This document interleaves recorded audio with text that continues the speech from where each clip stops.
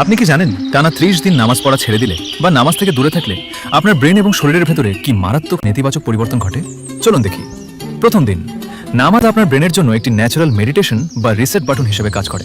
নামাজ না পড়ায় আপনার ব্রেন সারাদিনের মানসিক চাপ থেকে মুক্ত হওয়ার সুযোগ পায় না। ফলে শরীরে কর্টিসল বা স্ট্রেস হরমোন বাড়তে থাকে এবং আপনার ভেতর এক অজানা অস্থিরতা ও বিষণ্ণতা কাজ করে। এক সপ্তাহ পর ম্যাজিক লুকিয়ে আছে সিজদাহের মাঝে। সিজদা করার সময় মাধ্যাকর্ষণ শক্তির কারণে প্রচুর অক্সিজেনযুক্ত রক্ত আমাদের ব্রেনের ফ্রন্টাল লোবে পৌঁছায়, কিন্তু নামাজ না পড়ায় ব্রেনে এই অতিরিক্ত ব্লাড ফ্লো বা রক্ত চলাচল হয় না। ফলে আপনার ফোকাস কমে যায় এবং মেমোরি বা স্মৃতিশক্তি দুর্বল হতে শুরু করে।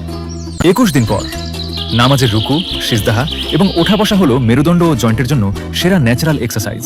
টানা 21 দিন এই মুভমেন্ট না করায় আপনার মেরুদণ্ডের হাড়গুলো শক্ত হয়ে যায়।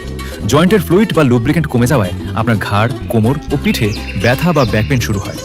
30 দিন পর আপনার ডোপামিন সিস্টেম ইমব্যালেন্স হয়ে যায় এবং শরীর প্রচণ্ড অলস হয়ে পড়ে।